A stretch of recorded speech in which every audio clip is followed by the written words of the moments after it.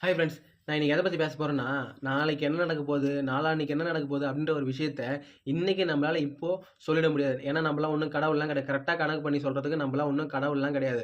நேத்து கூட பாருங்க ஒரு விஷயம் ஒண்ணு நடந்திருக்கு. 204 பேரு டெல்லியில இருந்து லண்டனுக்கு கிளம்புன ஃப்ளைட்ல 204 பேர் இறந்துட்டாங்க. இதுல 169 பேர் நம்ம நாட்ட சேர்ந்த 169 பேர் இறந்திருக்கிறாங்க.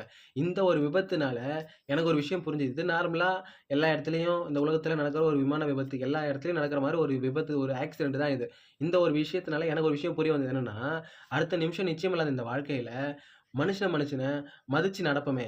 ஏன் சொல்றேன்னா, இந்த உலகத்துல ஏதோ தெரிஞ்சோ தெரியாம நம்ம வந்து பொறந்துட்டோம். திரும்ப திரும்ப வந்து பொறக்க போறது கிடையாது. முடிஞ்ச அளவுக்கு மனுஷன மதிச்சு நடப்போமே. ஒருத்தவங்க ஒரு விஷயம் கேட்கறாங்கன்னா, அந்த விஷயத்த சொல்லிட்டு அவங்களுக்கு அத ஆன்ஸர் பண்ணிட்டு மத்த வேலைய போய் பார்ப்போமே. அத விட்டுட்டு, "நீ என்ன அவ்வளோ பெரிய ஆளா? நான் உனக்கு எதுக்கு பதில் சொல்லணும்? நீ நீ சொன்னா நான் செஞ்சிடணுமா?" அப்படின்ட்டுலாம் அவங்களுக்குள்ள சண்டை போட்டுலாம் அப்படி இருக்கிறது ஒரு வாழ்க்கை தான். நல்லபடியா இருந்துட்டு போவோமே. இந்த ஒரு விஷயத்த தான் சொல்ல வந்தேன்.